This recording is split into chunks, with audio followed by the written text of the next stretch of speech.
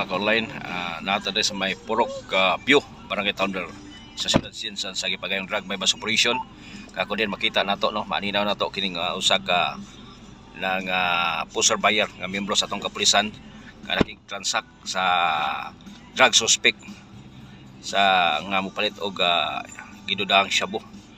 Kung tanggalo ni ang iyang murag hidban, abot pasabot mga ka-online nga na consummated na or napalit na o nakapalit na siya og illegal nga droga nga ginatawag aning shabu. Karong orasa makita nato maninaw nakitransaksyon ng ato ang atong isa ka miyembro sa atong kapulisan sa Tambla Police Station. Istorya.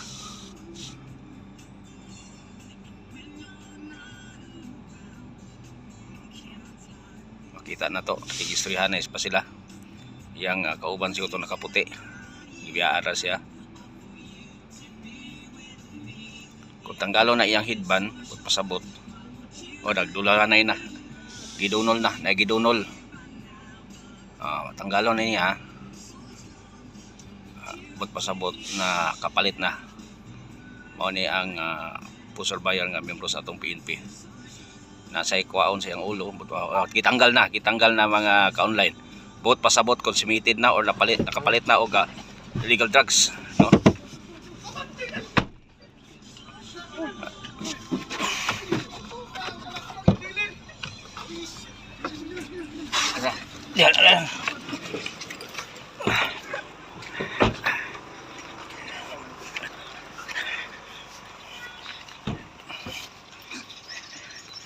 Drug by bus operation.